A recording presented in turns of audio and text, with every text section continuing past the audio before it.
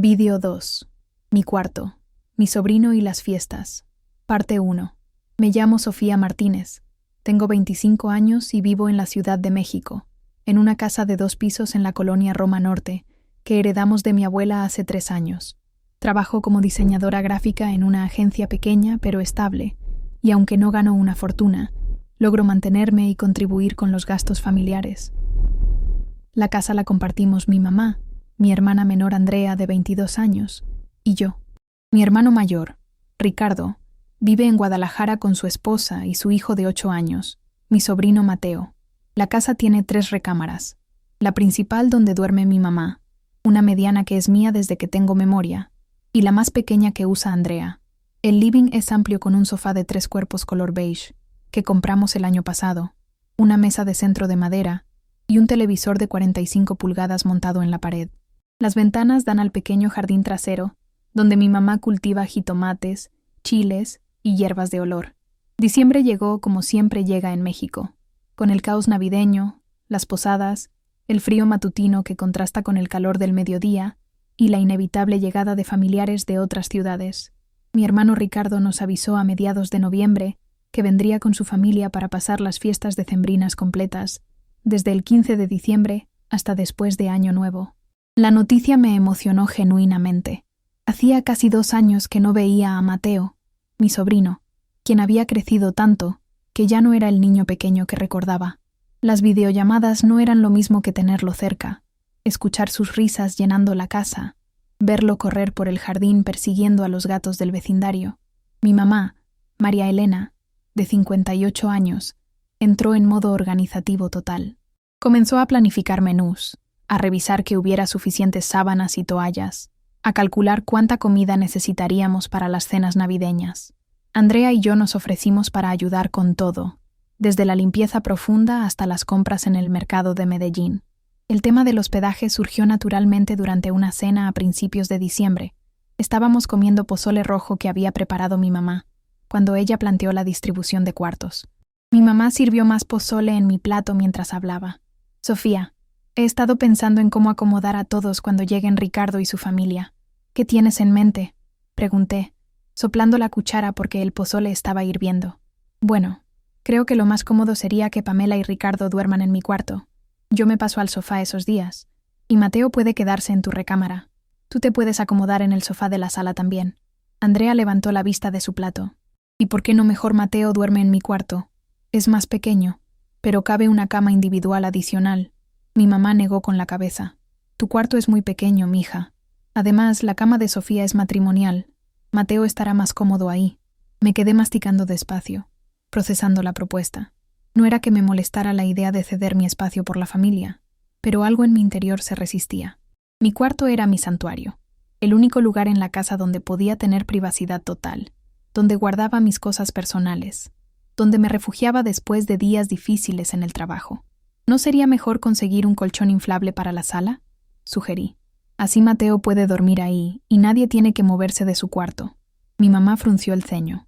Ay, Sofía, no seas egoísta. Es tu sobrino, no un extraño. Además, en la sala hay mucho movimiento. El niño no va a descansar bien. La palabra egoísta se me clavó como una espina. No era egoísmo, era el instinto natural de proteger mi espacio personal. Pero en una familia mexicana tradicional, cuestionar las decisiones de la madre, especialmente cuando se trata de hospitalidad familiar, es casi un sacrilegio. Está bien, mamá, como tú digas, respondí, terminando mi pozole aunque ya había perdido el apetito. Los días siguientes transcurrieron en preparativos constantes. Mi mamá compraba ingredientes para hacer tamales desde cero. Andrea se encargaba de decorar la casa con luces navideñas y adornos que sacamos de las cajas guardadas en el cuarto de servicio, y yo me dediqué a trabajar horas extra para adelantar proyectos y poder tomarme algunos días libres durante las fiestas. Mi cuarto, mientras tanto, comenzó a transformarse gradualmente. Mi mamá entró varias veces para prepararlo para Mateo. Movió mis libros de diseño de la mesa de noche a mi escritorio, guardó mi ropa interior en bolsas para hacer espacio en los cajones, y hasta cambió mis sábanas grises por unas de colores más apropiados para un niño. Cada cambio pequeño me generaba una incomodidad creciente, pero no decía nada. Era temporal, me repetía. Solo serían 2 semanas, tal vez 3. Podía soportarlo. El 15 de diciembre llegó con un cielo gris típico del invierno chilango y una llovizna persistente que hacía que el aire oliera a tierra mojada y smog. Ricardo, Pamela y Mateo llegaron en un taxi del aeropuerto alrededor de las 3 de la tarde, cargados de maletas y regalos. Mateo había crecido considerablemente. Ya no era el niño regordete que recordaba, sino un niño alto para su edad, con el cabello castaño claro como su papá y los ojos grandes y curiosos como los de nuestra familia. Llevaba una playera de los Avengers y tenis deportivos que se veían caros. Los saludos fueron efusivos, llenos de abrazos y preguntas sobre el viaje. Pamela, siempre elegante y bien arreglada, complimentó a mi mamá por lo bien que se veía la casa. Ricardo cargó las maletas hasta el cuarto principal, comentando que hacía años no venía por tantos días seguidos. «Tía Sofía, ¿este va a ser mi cuarto?», preguntó Mateo, señalando hacia mi habitación. «Sí, mi amor». «Vas a estar muy cómodo ahí», respondí, forzando una sonrisa. Mateo corrió hacia mi cuarto y comenzó a explorarlo con la curiosidad natural de un niño de 8 años. Tocaba mis cosas, abría cajones, miraba los libros de mi escritorio. Vi cómo tomaba uno de mis cuadernos de bocetos y comenzaba a hojearlo. «Mateo, ten cuidado con las cosas de tu tía», le dijo Pamela desde la puerta. «Está bien, no pasa nada», mentí, acercándome para tomar suavemente el cuaderno de sus manos. «Pero este cuaderno tiene dibujos de mi trabajo. Mejor te enseño otros libros que te van a gustar más». Esa primera noche cenamos tacos de guisado que preparó mi mamá, chicharrón prensado, quelites y frijoles refritos. La conversación fluyó naturalmente entre anécdotas del trabajo de Ricardo en Guadalajara, los estudios de Andrea y mis proyectos recientes en la agencia. Cuando llegó la hora de dormir, ayudé a acomodar las cosas de Mateo en mi cuarto. Sus pijamas en mi cómoda, sus juguetes sobre mi escritorio, su cepillo de dientes en mi baño personal. Cada objeto suyo que se instalaba en mi espacio me generaba una sensación extraña, como si estuviera siendo desplazada de mi propia vida. Me instalé en el sofá de la sala con una almohada y una manta. El sofá era cómodo para ver televisión, pero para dormir durante horas era otra historia. Los cojines se hundían en lugares incorrectos. No había suficiente espacio para estirar las piernas completamente, y cada vez que alguien se levantaba temprano o llegaba tarde, me despertaba. La primera noche dormí mal, despertándome varias veces por la incomodidad y los ruidos de la casa que normalmente no escuchaba desde mi cuarto. El refrigerador hacía un ruido constante que nunca había notado, y las pisadas en el piso de arriba sonaban amplificadas. La mañana del 16 de diciembre, me levanté con dolor de cuello y espalda. Mateo bajó temprano, lleno de energía, y comenzó a correr por la sala donde yo apenas estaba despertando. No había manera de tener un momento de privacidad para desperezarme tranquila. «Buenos días, tía Sofía. ¿Por qué duermes aquí?» «Porque te dejé mi cuarto para que estés cómodo, mi amor». «¿Pero no es incómodo el sofá?». La pregunta inocente de Mateo me hizo reflexionar sobre la situación. Un niño de 8 años se daba cuenta de que algo no estaba bien, pero los adultos parecíamos aceptarlo como lo más natural del mundo. Los días comenzaron a fusionarse en una rutina extraña. Despertaba temprano por la incomodidad del sofá. Me bañaba rápidamente antes de que otros necesitaran el baño. Trabajaba en mi laptop desde la mesa del comedor, porque mi escritorio estaba ocupado por juguetes, y pasaba las tardes acompañando a la familia en actividades navideñas. Visitamos el mercado de la Merced para comprar ingredientes para los tamales. Fuimos al centro histórico para que Mateo conociera el zócalo decorado para Navidad, y pasamos una tarde en Xochimilco paseando en trajineras. Eran actividades que genuinamente disfrutaba, pero la falta de un espacio propio para retirarme y recargar energías comenzaba a afectarme. Mi trabajo se complicó porque no tenía un lugar tranquilo para concentrarme. Los clientes seguían enviando proyectos y solicitudes de cambios, pero trabajar en la mesa del comedor, con el constante ir y venir de la familia, resultaba agotador. Mis tiempos de entrega se alargaron, y tuve que trabajar hasta muy tarde varias noches, lo que empeoraba mi descanso en el sofá. Una tarde, mientras editaba un logotipo en mi laptop, Mateo se acercó curioso. «Tía, ¿qué haces?» «Trabajo, mi amor. Estoy diseñando el logotipo de una empresa». «¿Puedo ver?» «Claro, pero no toques nada, ¿sí?». Mateo se quedó parado junto a mí durante varios minutos, haciendo preguntas sobre cada herramienta del programa, sobre los colores, sobre por qué elegía ciertos elementos. Su curiosidad era adorable, pero me impedía concentrarme completamente. La situación se complicó cuando llegó el día de hacer tamales, una tradición familiar que requería que toda la casa se convirtiera en una línea de producción.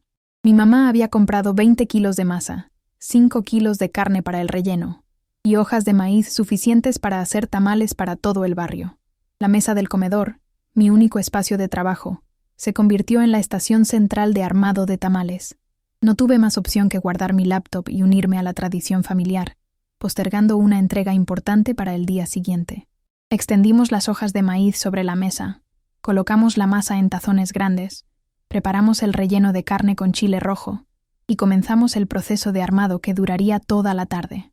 Ricardo y Pamela se encargaban de amarrar los tamales, Andrea y yo los armábamos, mi mamá supervisaba la cocción y Mateo ayudaba entregando hojas limpias.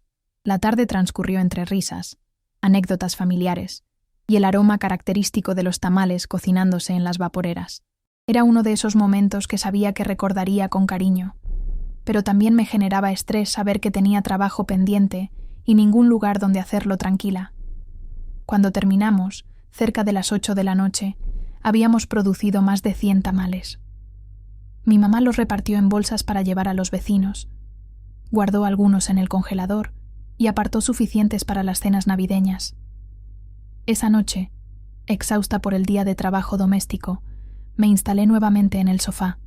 Mis articulaciones protestaban, mi espalda dolía y mentalmente me sentía agotada.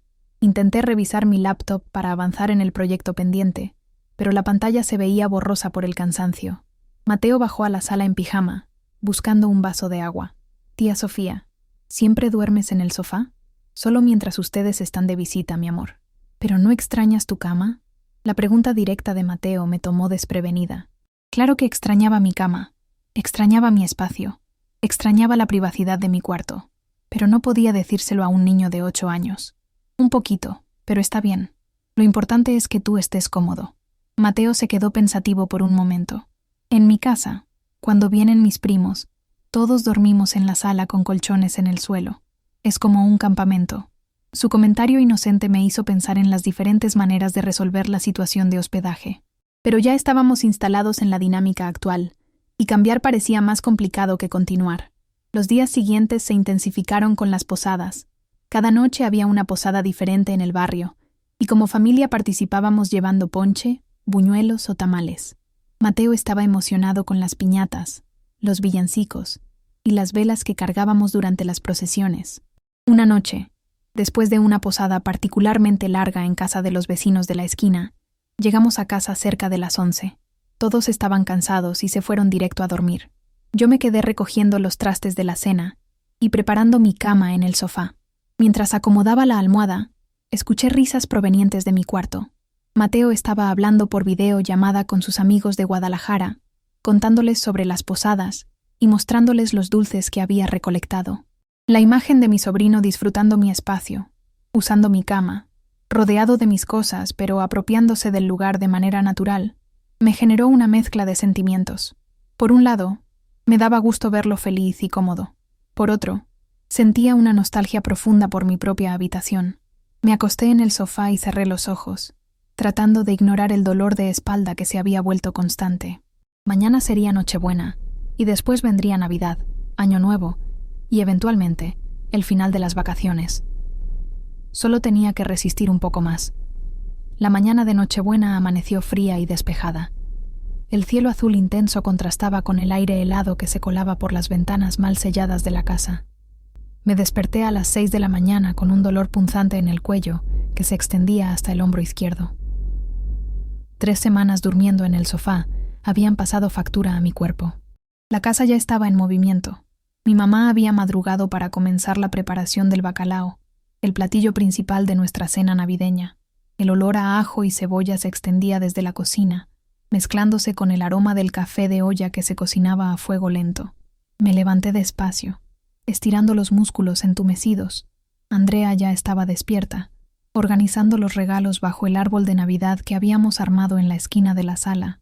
Los regalos no eran muchos ni costosos, pero estaban envueltos con cariño en papel dorado y rojo que compramos en el tianguis de los martes. Ricardo bajó poco después, bostezando y rascándose la barriga. Se dirigió directo a la cocina para saludar a mi mamá y revisar el progreso del bacalao. Pamela apareció 10 minutos después, ya arreglada y maquillada, luciendo impecable como siempre. Mateo fue el último en despertar, corriendo hacia la sala en pijama para revisar si había llegado algún regalo nuevo durante la noche. Su energía matutina contrastaba dramáticamente con mi estado de agotamiento acumulado. «Tía Sofía, ¿por qué tienes cara de cansada?», preguntó Mateo examinando mi rostro con la curiosidad directa de los niños. «Porque no dormí muy bien, mi amor. ¿Te duele algo?» «Un poquito la espalda, pero no es nada grave». Pamela, que estaba sirviendo café, volteó hacia mí con expresión preocupada. «Sofía, ¿has estado durmiendo mal? Te ves agotada. Es solo el sofá. No estoy acostumbrada, pero ya me adapto. ¿No sería mejor que Mateo durmiera con nosotros en el cuarto grande? Cabe perfectamente otra cama». La sugerencia de Pamela me tomó por sorpresa. Durante 3 semanas nadie había cuestionado el arreglo de habitaciones, y de repente la esposa de mi hermano ofrecía una solución práctica que no habíamos considerado. Mi mamá, que escuchó la conversación desde la cocina, respondió antes de que yo pudiera decir algo. «No, Pamela, ya están acomodados así. Además, Sofía está bien, ¿verdad, mija?». Todas las miradas se dirigieron hacia mí. Era el momento perfecto para expresar mi incomodidad, para sugerir el cambio que Pamela había propuesto, para recuperar mi espacio. Pero las expectativas familiares pesaban más que mi comodidad personal. «Sí, mamá, estoy bien». Pamela me miró con una expresión que sugería que no me creía completamente, pero no insistió. Ricardo se encogió de hombros y siguió bebiendo su café. Andrea parecía perdida en sus propios pensamientos, organizando los regalos por tamaños. El día transcurrió en preparativos constantes para la cena navideña. Mi mamá coordinaba la cocina como una directora de orquesta, asignando tareas a cada miembro de la familia. Ricardo se encargó de ir al mercado por los últimos ingredientes. Andrea preparó la ensalada de manzana. Pamela ayudó con la decoración de la mesa, y yo me quedé pelando papas para acompañar el bacalao. Mateo alternaba entre ayudar en la cocina y jugar con sus nuevos juguetes en la sala. Su presencia llenaba la casa de risas y energía, pero también añadía un nivel constante de ruido que impedía cualquier momento de tranquilidad. Mientras pelaba papas, reflexioné sobre los últimos días. Mi trabajo se había visto afectado significativamente. Había tenido que posponer 2 entregas importantes, trabajar desde el teléfono móvil en varias ocasiones y lidiar con clientes molestos por los retrasos. Mi productividad había disminuido drásticamente y comenzaba a preocuparme por las consecuencias profesionales. Además del trabajo, mi rutina personal había desaparecido completamente. No tenía tiempo para ejercitarme, leer o simplemente estar sola procesando los eventos del día. La falta de privacidad comenzaba a afectar mi estado de ánimo de maneras que no había anticipado. La cena de Nochebuena transcurrió en un ambiente festivo. La mesa se veía hermosa con el mantel navideño bordado que había pertenecido a mi abuela, las velas rojas encendidas y los platos servidos generosamente. El bacalao había quedado perfecto, las papas estaban en su punto, y la ensalada de manzana proporcionaba el toque dulce tradicional. Conversamos sobre recuerdos navideños de nuestra infancia, planes para el año siguiente y anécdotas familiares que Mateo escuchaba fascinado. Era una de esas cenas que fotografías mentalmente para recordar en el futuro, llena de calor humano y conexión familiar. Después de la cena, intercambiamos regalos. Mateo recibió varios juguetes que había pedido, Andrea un perfume y una blusa, Ricardo una camisa y unos zapatos casuales, Pamela una bolsa que había visto en el centro comercial. A mí me regalaron un kit de marcadores profesionales para diseño y una bata suave para estar cómoda en casa. La ironía de recibir una bata para estar cómoda en casa, cuando llevaba 3 semanas sin tener un espacio propio donde usarla, no pasó desapercibida para mí. Los días entre Navidad y Año Nuevo se difuminaron en una rutina de visitas familiares, comidas abundantes y actividades navideñas. Fuimos a casa de mis tías, recibimos visitas de primos y participamos en las celebraciones del barrio. Mi incomodidad física se intensificó. El dolor de espalda se volvió constante y comencé a tener dolores de cabeza frecuentes por la falta de sueño reparador. Tomaba analgésicos de venta libre, pero el alivio era temporal. Una tarde, mientras toda la familia veía una película en la sala, tuve que levantarme para ir al baño. Al regresar, encontré a toda la familia acomodada en el sofá y los sillones, ocupando completamente mi cama. No había dónde sentarme sin interrumpir su comodidad. Me quedé parada junto a la escalera, viendo la película desde esa posición incómoda. Nadie pareció notar mi situación, o si la notaron, no hicieron nada para resolverla. En ese momento, sentí una soledad profunda, a pesar de estar rodeada de familia. Esa noche, cuando finalmente pude acostarme en el sofá después de que todos se retiraran, reflexioné sobre la dinámica familiar que se había establecido. Había asumido el papel de la hija sacrificada, la tía generosa, la hermana comprensiva, pero nadie parecía reconocer o valorar ese sacrificio. El trabajo siguió acumulándose. Tuve una videollamada difícil con un cliente importante que se quejaba de los retrasos en su proyecto. Traté de explicar que tenía compromisos familiares, pero él no mostró comprensión alguna. Sofía, necesito el diseño final mañana temprano. Si no puedes cumplir con los tiempos, tendré que buscar otro diseñador. La amenaza era real. Este cliente representaba una parte significativa de mis ingresos mensuales. Perderlo tendría consecuencias económicas serias. Esa noche trabajé hasta las 3 de la madrugada, sentada en el suelo junto al sofá, con la laptop sobre la mesa de centro. La luz de la pantalla era la única iluminación, y traté de mantener el volumen de las teclas al mínimo para no despertar a nadie. Mi espalda protestaba por la posición incómoda, mis ojos ardían por la fatiga, pero logré terminar el proyecto a tiempo. Envié los archivos finales y me desplomé en el sofá, exhausta pero aliviada. La mañana siguiente desperté con un dolor de cuello tan intenso que me costaba girar la cabeza. Andrea, que bajaba temprano a preparar el desayuno, notó mi condición. «Sofía, te ves terrible. ¿Estás bien?» «Me duele mucho el cuello. Creo que dormí mal». Andrea se acercó y examinó mi postura rígida. «Hermana, esto no puede seguir así. Llevas semanas durmiendo en el sofá y se nota que tu cuerpo ya no aguanta. Es temporal, Andrea. Ya falta poco para que se vayan. ¿Pero a qué costo? Te estás lastimando físicamente». La preocupación genuina de Andrea me conmovió. Era la primera persona en toda la familia que reconocía abiertamente que la situación me estaba afectando negativamente. Mateo bajó en ese momento, corriendo hacia la cocina en busca del desayuno. Al verme, se detuvo con expresión preocupada. «Tía Sofía, ¿por qué no puedes mover el cuello?» «Me duele un poquito, mi amor. ¿Es por dormir en el sofá?» La pregunta directa de Mateo generó un silencio incómodo en la cocina. Andrea me miró esperando mi respuesta, y yo me debatía entre ser honesta o mantener la fachada de que todo estaba bien. «Puede ser, pero no te preocupes». Mateo se quedó pensativo por un momento. Luego subió corriendo las escaleras. Lo escuchamos hablando con sus papás en voz alta, pero no pudimos distinguir las palabras. 10 minutos después, Ricardo y Pamela bajaron juntos, con expresiones serias. Pamela se acercó inmediatamente a examinar mi condición. «Sofía, Mateo nos contó que no puedes mover el cuello. Esto ya es grave. No es para tanto, Pamela. Solo necesito un analgésico». Ricardo intervino con tono firme. «Hermana, llevamos aquí casi un mes. No habíamos notado lo mal que la estás pasando durmiendo en el sofá». «Están de vacaciones, Ricardo. Es normal hacer sacrificios por la familia». «No es normal lastimarse físicamente por hospitalidad», respondió Pamela. «Vamos a cambiar el arreglo. Mateo puede dormir perfectamente en nuestro cuarto». En ese momento bajó mi mamá, atraída por las voces en la cocina. Al ver la reunión familiar y mi evidente dolor de cuello, preguntó qué estaba pasando. Ricardo le explicó la situación mientras Pamela seguía insistiendo en cambiar la distribución de cuartos. Mi mamá escuchó con expresión creciente de molestia. «No veo por qué hay que hacer tanto drama por esto. Sofía está bien, ¿verdad, mija?»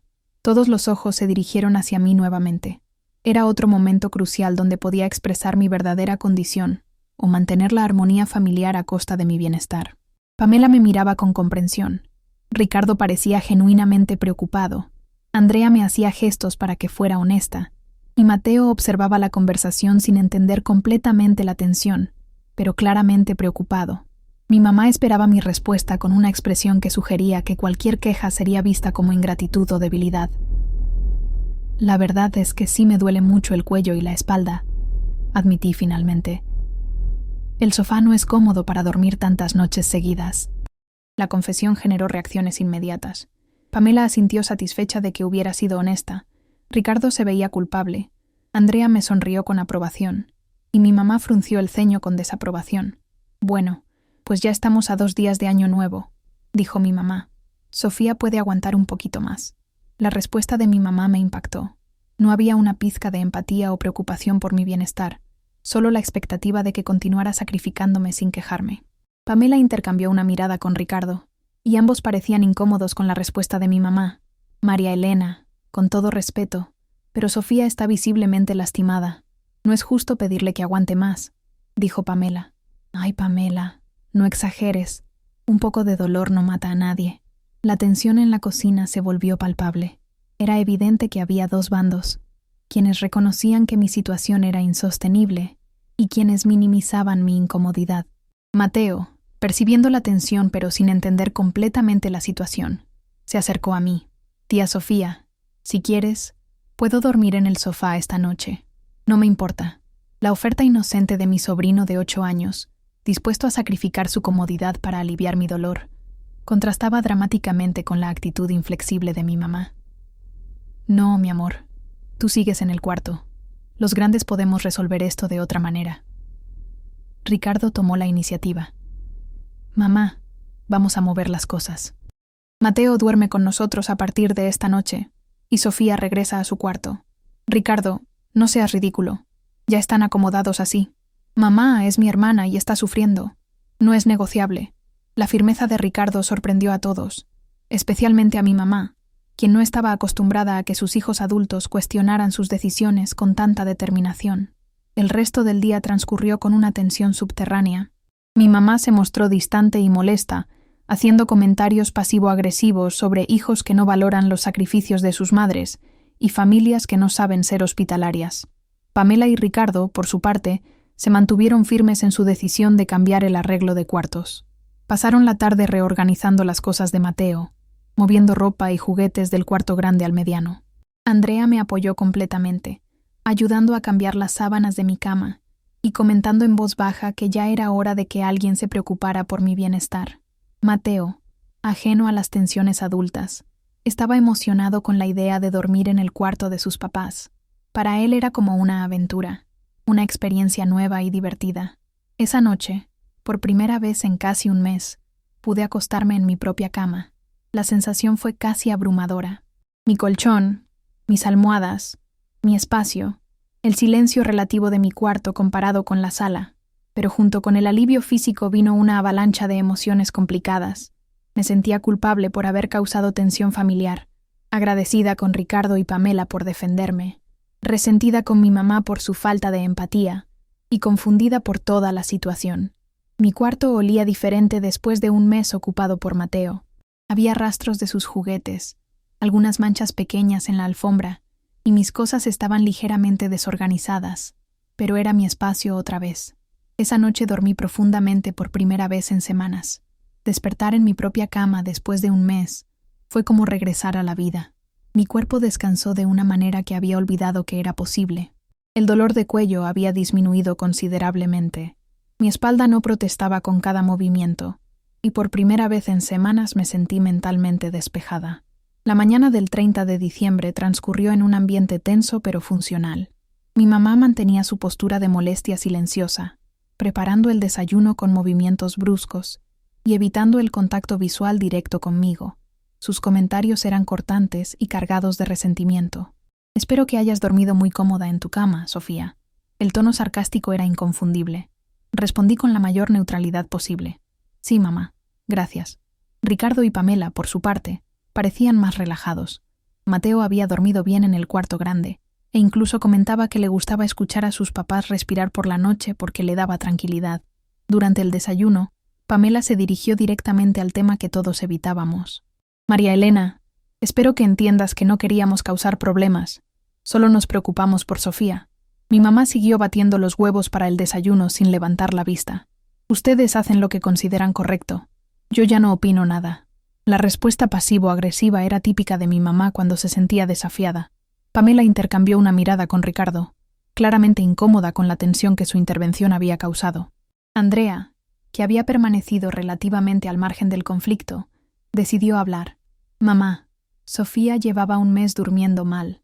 Era obvio que estaba sufriendo físicamente. Ay, Andrea, tú también ahora. Parece que todas se pusieron de acuerdo para hacerme ver como la mala de la película. La respuesta de mi mamá reveló su perspectiva. Ella percibía la situación como un ataque personal, no como una preocupación legítima por mi bienestar. Mateo, que había estado comiendo en silencio, levantó la vista de su plato. Abuela, ¿por qué estás enojada? Yo estoy feliz durmiendo con mis papás. La pregunta inocente de Mateo puso en evidencia lo absurdo de la situación. Un niño de 8 años estaba cómodo con el cambio, pero mi mamá se aferraba a una distribución que claramente no funcionaba. No estoy enojada, mi nieto. Solo me parece que antes las familias sabían hacer sacrificios sin quejarse tanto. El comentario estaba claramente dirigido hacia mí. Sentí la necesidad de defenderme, pero también reconocía que cualquier respuesta podría escalar el conflicto. Mamá, nunca me quejé durante un mes entero. Solo admití que me dolía cuando ya no podía esconderlo. Exacto, Sofía. Y eso está perfecto, intervino Ricardo. Nadie debe sufrir en silencio por hospitalidad. Mi mamá finalmente levantó la vista, dirigiéndose a Ricardo con una expresión de decepción. Ricardo, esperaba que tú entendieras la importancia de la unidad familiar.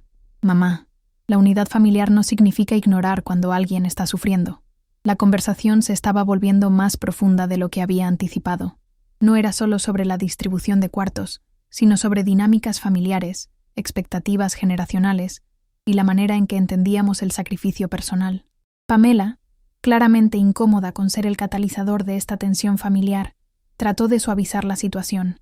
María Elena, tal vez todos podemos aprender algo de esto. Yo no me di cuenta de lo incómoda que estaba Sofía hasta que fue muy evidente. Debería haber preguntado antes. La disculpa parcial de Pamela pareció apaciguar ligeramente a mi mamá, quien asintió con menos rigidez. Bueno, ya lo que pasó, pasó. Espero que todos estén cómodos ahora. El resto del día transcurrió en una calma tensa. Mi mamá no continuó con los comentarios sarcásticos, pero tampoco regresó a su afecto habitual. Era como si hubiera puesto una barrera emocional entre ella y el resto de la familia. Esa tarde, mientras organizaba mi cuarto después de un mes de estar ocupado por Mateo, reflexioné sobre toda la situación. Encontré algunos de sus juguetes que había olvidado, calcomanías pegadas en mi escritorio y pequeños cambios que había hecho en el espacio. Curiosamente, no me molestaron estos rastros de su presencia. Mateo había sido un huésped respetuoso dentro de sus posibilidades como niño de 8 años. El problema nunca había sido él, sino las expectativas familiares y mi propia incapacidad para establecer límites desde el principio. Andrea entró a mi cuarto mientras yo acomodaba mis libros de diseño. ¿Cómo te sientes de estar de vuelta en tu espacio? Bien. Muy bien, de hecho. No me había dado cuenta de cuánto necesitaba esta privacidad hasta que la perdí. Andrea se sentó en mi cama, observando cómo reorganizaba mis cosas. Sofía, creo que aprendimos algo importante de todo esto. ¿Qué cosa? Que está bien defender nuestras necesidades, incluso dentro de la familia, especialmente dentro de la familia. Su comentario me hizo reflexionar sobre patrones más amplios en nuestra dinámica familiar. ¿Cuántas veces había sacrificado mi comodidad por evitar conflictos? ¿Cuántas veces había asumido que mis necesidades eran menos importantes que la armonía familiar superficial? Tienes razón, Andrea, pero también me siento culpable por haber causado tensión. No causaste tensión, Sofía. La tensión ya existía. Solo se hizo visible cuando finalmente expresaste tus límites. La perspectiva de Andrea era esclarecedora. La tensión no había surgido por mi queja, sino por expectativas familiares no cuestionadas y por dinámicas de poder que normalmente permanecían ocultas. Esa noche, durante la cena, Mateo hizo un comentario que cambió el tono de la conversación. «Papá, ¿por qué en nuestra casa tenemos más cuartos que aquí?» Ricardo explicó las diferencias entre las casas, el costo de vida entre ciudades y las circunstancias particulares de cada familia. En Guadalajara tenemos 4 recámaras porque la casa era más barata cuando la compramos. Aquí en la Ciudad de México el espacio cuesta más. Mateo siguió preguntando con curiosidad genuina. ¿Entonces la tía Sofía normalmente tiene su cuarto solo para ella? Sí, mi amor. Cada persona necesita su espacio privado. ¿Y por qué no me dijeron que ella iba a dormir incómoda por darme su cuarto? La pregunta directa de Mateo generó un silencio incómodo en la mesa. Todos nos dimos cuenta de que habíamos subestimado su capacidad de entender la situación. Pamela respondió con honestidad. Porque los adultos a veces no comunicamos bien las cosas, mi amor. Pensamos que estábamos resolviendo el problema de la mejor manera, pero no consideramos todos los aspectos. Si me hubieran explicado, yo habría preferido dormir con ustedes desde el principio. No me gusta que la tía Sofía esté incómoda. La declaración sincera de Mateo puso en evidencia lo innecesario del conflicto. Si desde el principio hubiéramos tenido una conversación abierta sobre las opciones disponibles, habríamos evitado un mes de incomodidad y tensión familiar. Mi mamá, que había permanecido callada durante este intercambio, finalmente habló. Mateo tiene razón. Tal vez debimos haber hablado mejor las cosas desde el principio. Era la admisión más cercana a una disculpa que podíamos esperar de mi mamá. No era una aceptación completa de responsabilidad, pero era un reconocimiento de que el manejo de la situación no había sido ideal. El 31 de diciembre llegó con el ajetreo típico de los preparativos para Año Nuevo. Mi mamá se enfocó en preparar las lentejas tradicionales, organizar las 12 uvas para las campanadas y asegurarse de que tuviéramos ropa interior amarilla para la buena suerte. La tensión familiar había disminuido considerablemente. No habíamos resuelto completamente las diferencias de perspectiva, pero habíamos encontrado una manera funcional de convivir los últimos días de la visita. Esa tarde, mientras ayudaba a preparar el ponche navideño, Pamela se acercó para una conversación privada. Sofía, quiero disculparme por no haber notado antes tu incomodidad. No tienes nada de qué disculparte, Pamela. Yo tampoco fui clara sobre mis necesidades. Aún así, como huésped en esta casa, debería haber sido más observadora. Y definitivamente debería haber cuestionado el arreglo desde el principio. Su disculpa sincera me conmovió.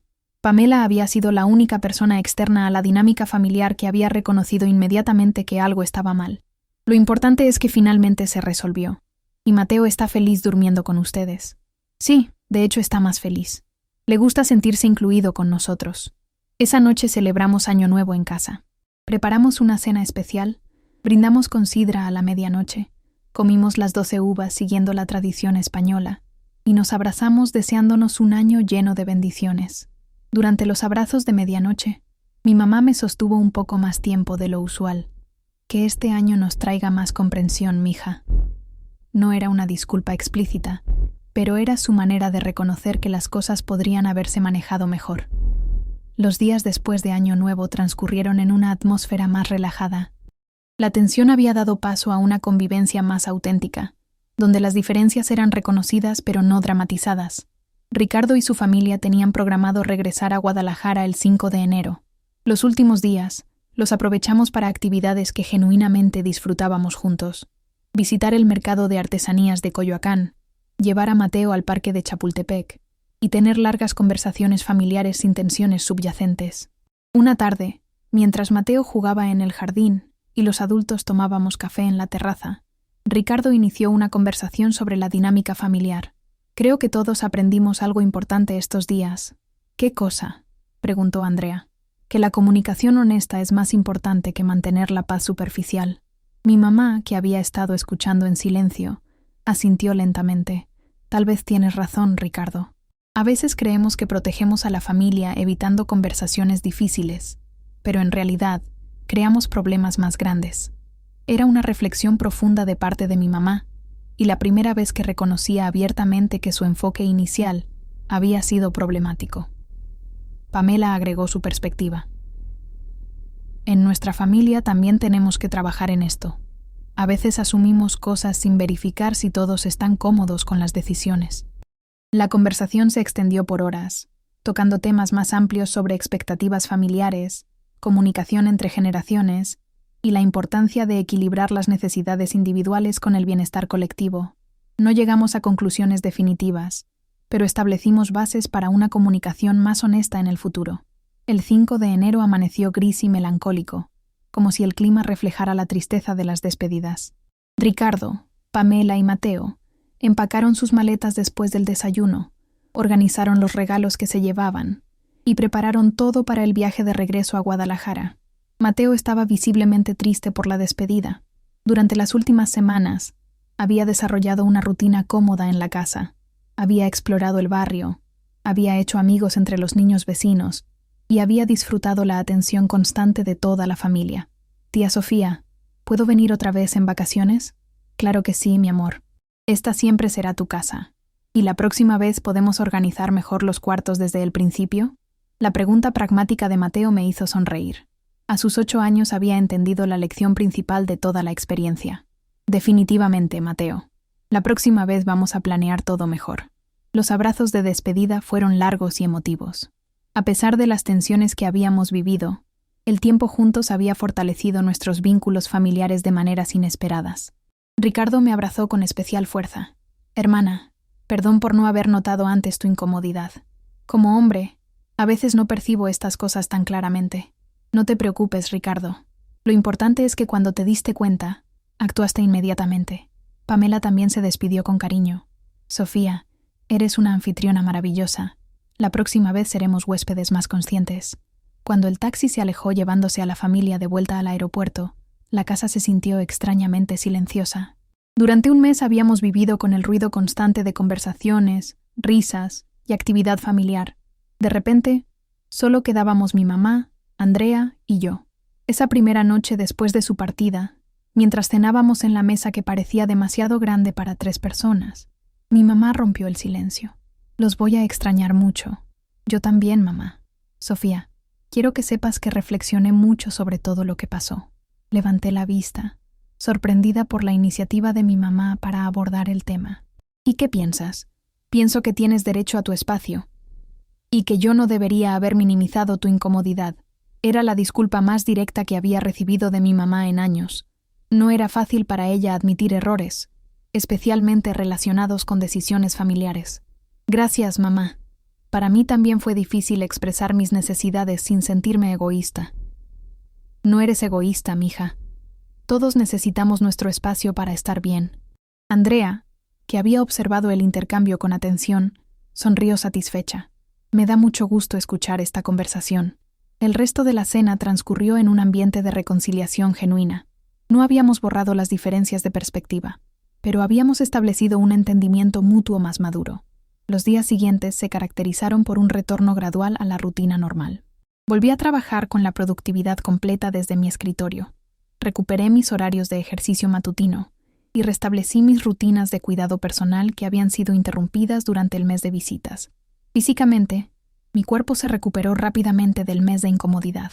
Los dolores de espalda y cuello desaparecieron en pocos días y volví a dormir profundamente todas las noches.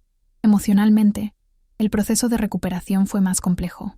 La experiencia me había enseñado lecciones valiosas sobre límites personales, comunicación familiar y la importancia de defender mis necesidades sin sentirme culpable. Una semana después de la partida de Ricardo y su familia, mientras organizaba mi cuarto y removía los últimos rastros de la ocupación de Mateo, encontré una nota que había dejado debajo de mi almohada. «Tía Sofía, gracias por dejarme usar tu cuarto. Siento que te haya dolido la espalda. La próxima vez voy a dormir con mis papás desde el principio. Te quiero mucho. Mateo». La nota me emocionó profundamente.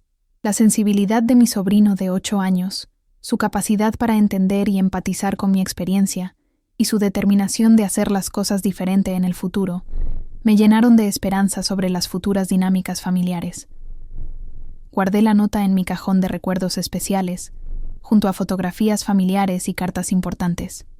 Era un recordatorio tangible de que los conflictos familiares, cuando se manejan con honestidad y respeto mutuo, pueden fortalecer los vínculos en lugar de dañarlos. Febrero llegó con la rutina completamente restablecida. Mi trabajo fluía sin interrupciones. Mis clientes estaban satisfechos con los tiempos de entrega y había recuperado el equilibrio entre la vida profesional y personal. Una tarde, mientras trabajaba en un proyecto nuevo desde mi escritorio, mi teléfono sonó. Era Ricardo, llamando desde Guadalajara. «Hermana, ¿cómo estás?» «Muy bien, Ricardo. ¿Cómo está la familia?» «Todos bien. Mateo pregunta por ti constantemente, y Pamela y yo hemos estado hablando sobre las próximas vacaciones». «¿Ya están planeando la siguiente visita?» «Sí, pero queremos hacerlo diferente esta vez. Estamos pensando en rentar un Airbnb cerca de la casa para tener más espacio, o quedarnos menos tiempo para que no sea tan pesado para ustedes». La propuesta de Ricardo me sorprendió gratamente. Era evidencia de que toda la familia había reflexionado sobre la experiencia y estaba comprometida con encontrar soluciones más equilibradas. Ricardo, no necesitan rentar nada. Solo necesitamos comunicarnos mejor desde el principio sobre las opciones disponibles. ¿Estás segura? No queremos repetir la situación anterior. Estoy segura, pero esta vez vamos a planificar todo con anticipación, considerando las necesidades de todos. La conversación continuó durante media hora, planificando tentativamente una visita para el verano, con una distribución de espacios más equitativa y consensuada. Cuando colgué el teléfono, me quedé sentada en mi escritorio reflexionando sobre toda la experiencia. Lo que había comenzado como un sacrificio aparentemente simple se había convertido en una lección profunda sobre límites personales, comunicación familiar y la importancia de defender el propio bienestar. Había aprendido que la hospitalidad genuina no requiere sacrificar la comodidad personal hasta el punto del sufrimiento físico. Había descubierto que expresar necesidades legítimas no es egoísmo, sino autocuidado necesario. Y había confirmado que las familias más fuertes son aquellas que pueden navegar conflictos con honestidad y respeto mutuo. Mi cuarto, mi espacio, mi santuario, había sido temporalmente ocupado, pero finalmente respetado. La experiencia me había enseñado a valorar más profundamente la importancia del espacio personal, pero también me había mostrado que los vínculos familiares genuinos pueden sobrevivir y fortalecerse a través de conversaciones difíciles. Mientras el sol de febrero se filtraba por las ventanas de mi cuarto, creando patrones de luz sobre mi escritorio donde trabajaba cómodamente, sentí una gratitud profunda por las lecciones aprendidas, por la familia que había crecido en comprensión mutua y por el espacio propio que nunca más daría por sentado. La historia había terminado, pero las enseñanzas perduraban. Y eso, pensé mientras regresaba a mi trabajo, era exactamente como debían ser las mejores experiencias familiares, complicadas en el momento, pero valiosas para toda la vida.